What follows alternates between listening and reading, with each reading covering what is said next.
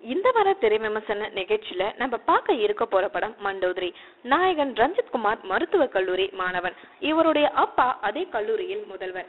ரஞ்சித் தன்னுடன் படிக்கும் தரினாவை காதலித்து வருகிறார். ரஞ்சித்தும் சக மாணவர்களும் மனிதர்கள் நீண்ட நாட்கள் வாழ்வதற்கான ஆய்வில் ஈடுபடுகிறார்கள்.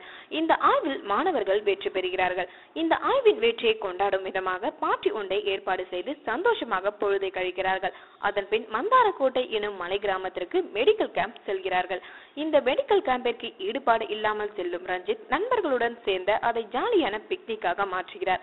ஒரு நாள் காட்டு பகுதிக்குள் சென்று மது அறிந்து கொண்டிருக்கும் போது ரஞ்சித்தின் நண்பர்களை ஒருவர் மர்மமான முறையில் இறக்கிறார். மேலும் ஒருவருக்கு காயம் ஏற்படுகிறது. இதன் பின் மருத்துவ முகாமை முடித்துவிட்டு மீண்டும் கல்லூரிக்கு திரும்பும் ரஞ்சித் அங்குள்ள மருத்துவமனையில் ஊழியருக்கு நோயாளிகளுக்கு மர்மமான முறையில் இறப்பதை கண்டு பயப்படுகிறார். ரஞ்சித்தின் அப்பாவும் இந்த மருத்துவமனையில் ஏதோ ஒரு மர்மம் இருக்கிறது என்று அறிகிறார். இதனால் மந்திரவாதியாக இருக்கும் பொன்னம்பலத்தை அழைத்து பூஜை நடத்துகிறார். பூஜை நடத்திய பொன்னம்பலம் இங்கு ஒரு ஆவி இருப்பதாக சொல்கிறார். இதை கேட்ட அனைவரும் அதிர்ந்து போகிறார்கள். இந்த ஆவி இங்குள்ள மனிதர்களை கொலை செய்வதற்கு காரணம் என்ன? அந்த ஆவியை விரட்டினார்களா இல்லையா என்பதை மீதி கதை. படத்தில் நாயகனாக நடித்திருக்கும் ரஞ்சித் குமார் புதுமுகம் என்பதால் நடிக்க முயற்சி செய்திருக்கிறார்.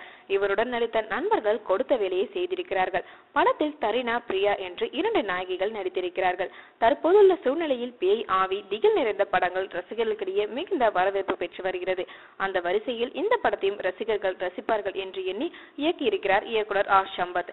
சில இடங்களில் ரசிகர்களை பயமுறுத்த முயற்சி செய்திருக்கிறார். ஆர் சம்பத் இசையில் பாடல்கள் சுமாராகும். மகிபாலனின் ஒளிப்பதிவில் கூடுதல் கவனம் செலுத்தியிருக்கிறார். ரஞ்சித்தின் திரைக்கதையில் தெளிவில்லாமல் இருக்கிறது. மொத்தத்தில் மண்டோதரி பயன்படுத்தவில்லை.